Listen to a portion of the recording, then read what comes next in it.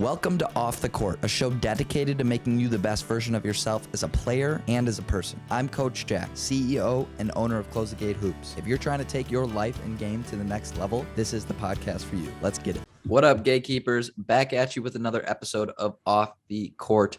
Today, we have an awesome topic that I think is extremely important that all gatekeepers listen to, because in this podcast, we're always talking about work. And we want you guys to know that it's not just all about that. We have to come back and have those rest days and rest periods to balance ourselves in the progress that we're going down. Coach Aaron did pick this topic. So Aaron, did you want to start out with why you picked this topic and what you really wanted to start out with for the majority of this podcast? Yeah. So, we constantly are preaching about chasing failure, things like that, where you're kind of going towards, you want to go down a route that's going to make you fail a lot, because that's how you're going to get better in the long run. And in doing that, you're going to start to fail easier, right? And you'll have these setbacks and drawbacks. Like if I were to give an example, like if you're lifting, right? When you're working out, you're breaking down your like body tissues, right? Yep. And the rest that's allowing you to rebuild that. And it's the same concept with your mind too. When you're constantly failing, it's hard to stay positive, obviously hard to stay on track, but those rest days allow you to mentally recover. I think that rest is huge, not only with your physical aspect, but also with your mental. 100%. And I think burnout is the first topic that we should talk about in terms of being relevant to that rest period and rest stages. Mm-hmm. Because burnout, basically what burnout is doing the same thing over and over again too many times to the point where you don't like it anymore. So an example could be a one sport athlete being basketball, and all they do is basketball. And then the sport that they actually started to love, the same love isn't there anymore because of the burnout, right? Mm-hmm. Which is one thing I wanted to cover. I encourage all kids when they're growing up to do multiple sports, not only just to prevent burnout, but athletically as well. It can be really good for your body to practice different motor patterns, basically. So your body is doing different movements, which actually does translate to different sports well. When if you only do basketball, you're only getting good at certain movements, right? So you don't really know what your body's capable of. But the reason that being a multi-sport athlete is so important from the burnout side is so that you keep that same love that you started with in the first place. What were you going to say, Aaron? When you're doing different sports like that, from more of a physical aspect, you're working out different muscles that you didn't work out, that either you don't use in the other sport, right? So like there's muscles that if I was running cross country that I wouldn't necessarily, or if I was playing basketball, I wouldn't necessarily use when I'm running cross country, things like that. And it kind of helps you build your overall strength. 100%. And I think a good example could be, let's say, hockey for a basketball player. You look at hockey and you think there's really nothing that could translate from hockey to basketball, when in reality, hockey players need an insane amount of balance to be able to skate so fast and stop on a dime, which could totally translate in terms of basketball and the balance we use in the game. Yeah. A lot of things you don't think about like that, but yeah. So the other thing is, people, when they're trying to improve, right? And especially some people have just like extreme work ethics, right? And we try to encourage that, right? We want to have a really good work ethic, but it's not just something that you change overnight. Like if you want to have a good work ethic, like I remember you talking about how you wanted, or you were trying to do some kind of like Kobe Bryant or Michael Jordan workouts or something. And it's like those, they have they've been doing that for years and years, and they're just and eventually if you really worked hard at it, anyone could get to that point, right? But it's like, it just can't change overnight, because it's like a skill that you can improve over time, just like anything else, Yeah, it's extremely important that the listeners understand that everybody's different, right? Mm-hmm. So you can't copy the same workout that even I do, right, to start out, compared to me trying to do the Kobe workout, right? Because everybody's different.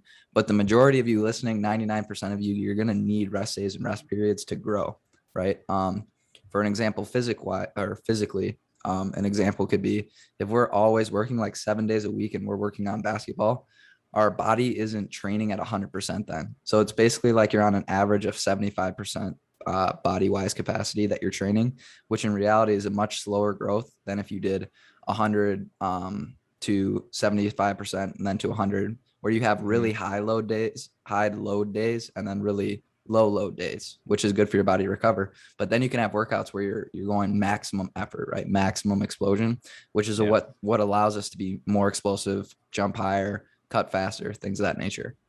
Definitely.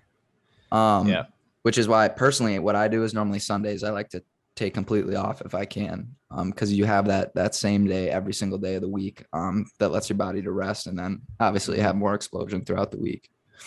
And it can still be part of your like routine and stuff. Like it's still a super important aspect of like working towards your goals. Cause if you're not taking those rest days, you're definitely moving yourself further away from your goals, because, you're actually hurting yourself more than you are helping yourself. And that's the really dangerous thing about that, is because a lot of people don't realize that, you're thinking, oh, I'm working really hard right now. But if you're not taking those, those necessary rest days, you're hurting yourself. 100%. And I think it's really important to understand too that there is rest mentally versus rest physically, right? Because what I used to do sometimes is I would create rest workouts, where I could do shooting workouts on my rest day. So like I didn't do any jumping or cutting and things of that nature, which is really good physically, right? Like I'm doing the right things to still have max explosion, but I'm not taking a rest mentally then those days either, right? So it's still basketball, basketball, basketball, basketball.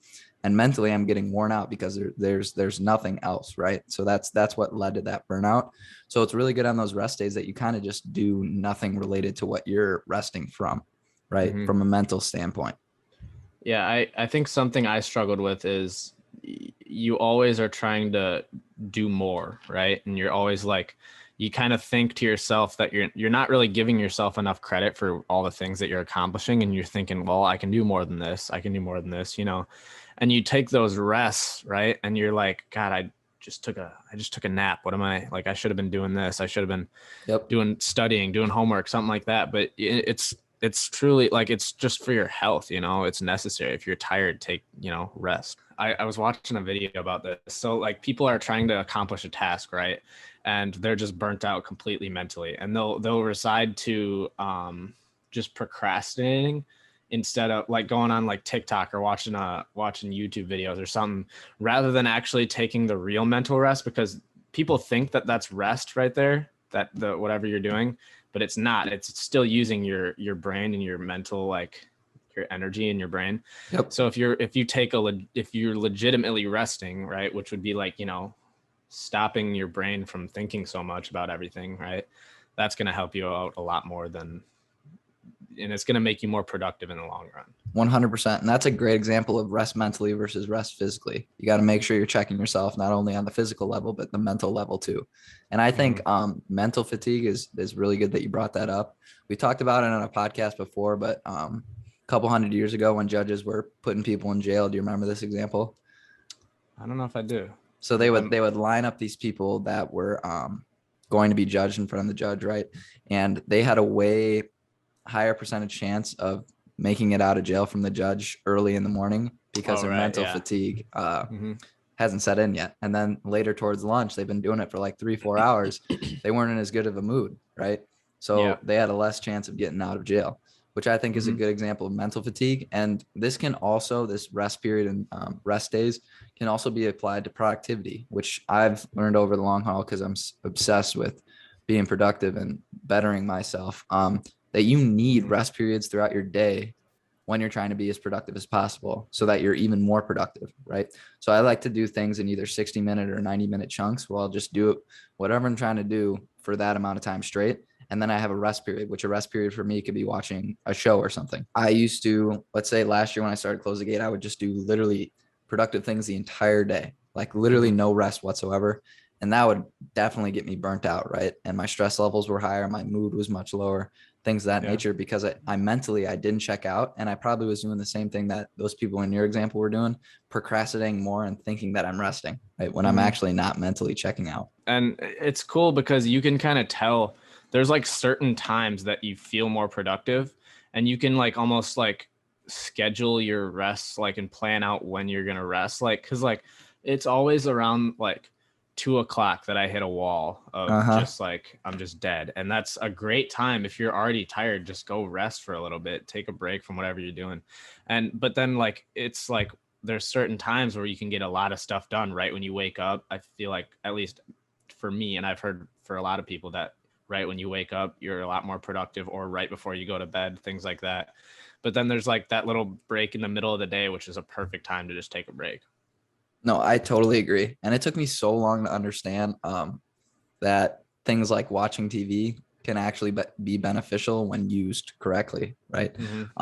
So when I use it to rest mentally and physically, right, that keeps me in the right state of mind, right? Because I'm not getting burnt out from anything. But it's important that the people listening to this podcast are very self-aware of themselves and know where their stance is, right? So if you're a type of person that is does procrastinate a lot and is kind of lazy, this is not the stuff we're talking about right now is probably not something you should be focusing on, right? You should focus on some other podcasts and stuff we talked about and becoming more productive, right? But people that have found an obsession with work ethic and basically bettering themselves, this is a perfect example of how to maximize your growth more, is actually using rest to your advantage.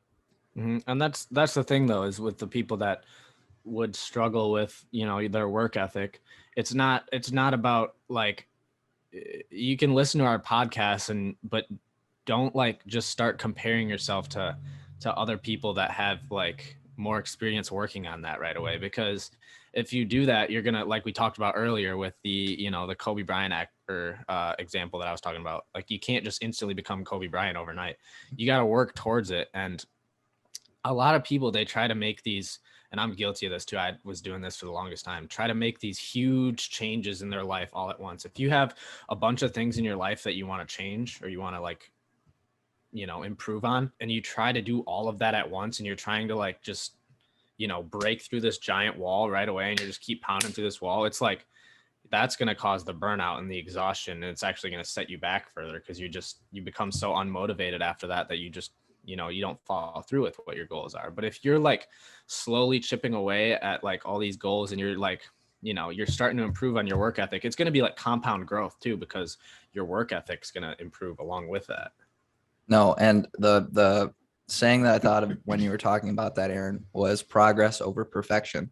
And I think perfection and rest can go hand in hand sometimes, because when we are resting, we're thinking that we're wasting time when we're actually not. But when we focus on that progress over progression, we know that we can't do everything overnight. We know that we can't fix a million things with ourselves at one time, but we know that we can slowly build over time these positive attributes that eventually in the long run are habits, right? It's all about building habits in terms of changing yourself that you can use in the future, right? Doing things without thinking.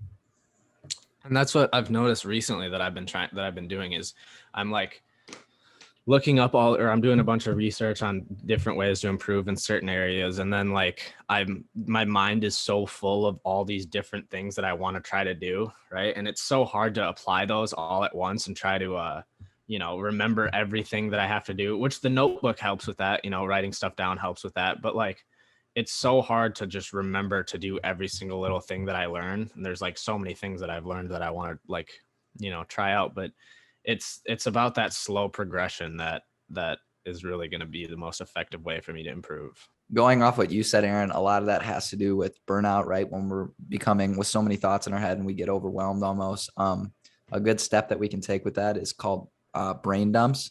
And basically what that is putting all your thoughts down on paper and then organizing your thoughts on that paper. Because it's a lot easier to organize things when you can see it than actually doing it in your own head, which allows us to be burnt out and overwhelmed. It's like these little steps, and I agree totally that it's about building those habits. And there's things like, if you just start to create these little changes in your life, everything will kind of fall into place. And then you'll start to see these actual big breakthroughs where you're like, wow, like I can't believe that I came from this to this, like in just this small amount of time. But it's all because of it's that compound growth that I was talking about, because you'll start to see the bigger growth once the work ethic comes along with it and the habits come along with it. And if you have all these good habits, they'll start to apply it to other aspects of your life. So you'll start improving in those ways, those other ways that you wanted to too, even if you were working on this part, right? And that's what I think is super cool about it. And I think a good real life example for me, and I know we're getting a little off topic with the compound effect, but is running your own business. I remember when I first started and I felt like, man, there are so many things I have to learn in terms of growing a business and running a business. But now I sit here a year later and I feel like I know a ton of core values of how to grow the business. And that's all because I was learning it in the first place. So that's a good example of the compound effect over time. I'm from now looking back a year from now, I'm like, wow, I'm really glad I went through that year because now I know all this stuff. Right. Yeah. But it doesn't set in until a long period of time, that compound effect of that slow growth. Mm-hmm. I think the important part about the compound effect in terms of like why we're talking about it on this podcast is that it's all not possible without these like rest periods. And it's not possible if we get to burnout, and that's how you burn out is if you're trying to, rather than following along with the compound effect, you're trying to just, get there in as soon as you possibly can without even thinking about what you're doing. Yes. And I think it's important. I mentioned a little bit, but just realize that everybody is different. So the amount of rest that you're going to need versus somebody else, it's going to be different, right? So the only way we can figure that out is through experience. And through my experience, I found explosion wise, one day on Sunday is good for me. And then I can still work out as many times as I need to throughout the day. But for the people on YouTube, they'll be able to see this, but the people on the podcast, you can't. But I drew a graph. Okay. So if we know what the X and Y axis is, the X axis is time and the Y axis is performance, right? And it looks like this, what do you call that? Parabola upside down. Is that what it's called in math? Mm-hmm. So it's like a U shape. So if you start in the bottom of the graph between performance and time, it's at 0, right? Because they're both at 0, if you can see that, right? And so over time, our performance is increasing. And when we get to this middle part of time, right, when this perfect combination of rest and time, we're at maximum performance. But then when we go past rest and without rest, performance declines almost back to 0. You see how that works? Yeah. So that's a perfect example of how not to get burnt out and to use rest with time. Yeah. And it's just about optimizing it. It's about, creating that balance and finding that balance. And then I'm sure what that, the way to find that is just through trial and error. Like you just kind of got to figure out what works for you and how you can, start to get better. But with that, it's probably easy to fall into like being a little bit more lazy, right? And you can kind of like make excuses like, oh, I need this rest. I need to, but if you're, it's just about finding a balance that works for you, I guess. And just like, you got to be able to know how to reach those goals. And if you're moving too slowly, or if you're not seeing any progress after a while, you got to, realize that you might need to make a change to that. 100%. And I think that it's important to know too how important rest actually is in terms of growth, because I think it was Peak Performance was the book I read on Audible. It was called Peak Performance, and it was basically how to maximize yourself as an athlete.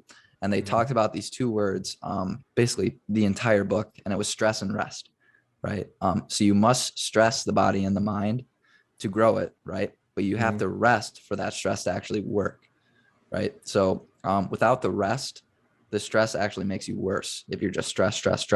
But when you stress and rest and then stress again, that's how you grow over time.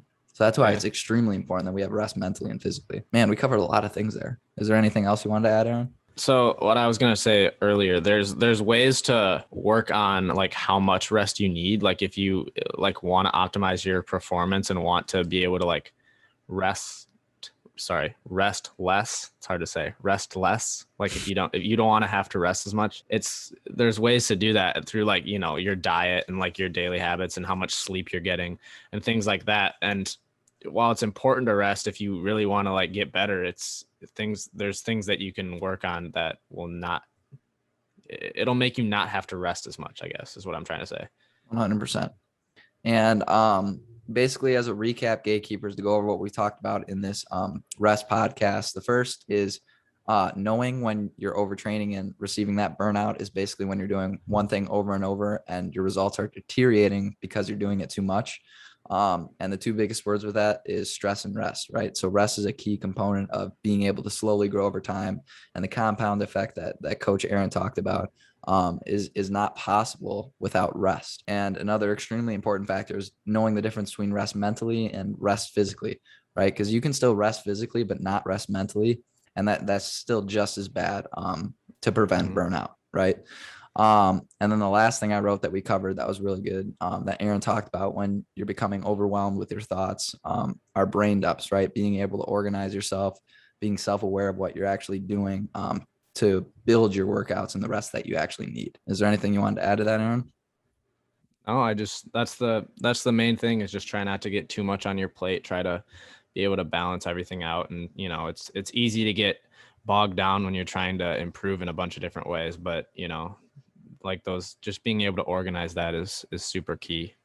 And I think a good way to basically be your own thermometer is knowing how much you're actually enjoying it, right? Mm-hmm. Yes, we're going to have to do things that we don't want to do, maybe work out really early in the morning or things of that nature. But if you're still enjoying the process, you're probably in a pretty good balance between, and seeing results, you're probably at a good balance between stress and rest, right?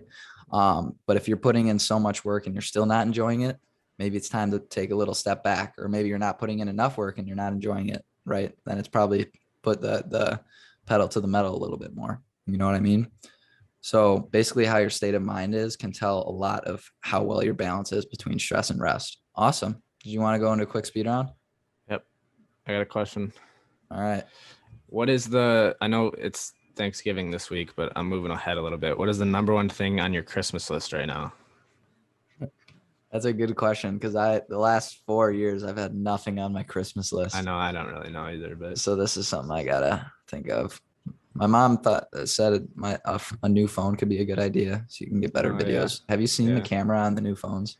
No, but my camera on my phone sucks. So yeah, it's crazy what the new ones can do, apparently. Yeah. So more camera work for CTG. What about you?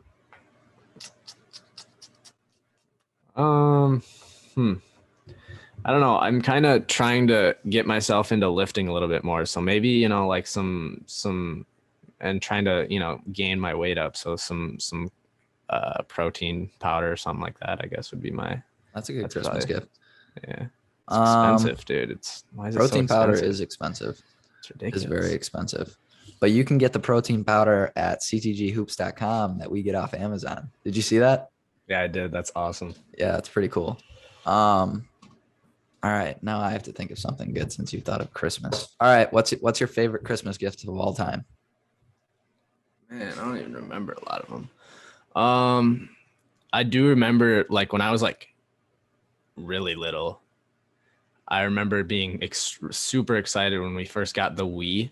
Oh, same. I remember that was like, I like called all my friends. I was like, guys, I just got the Wii.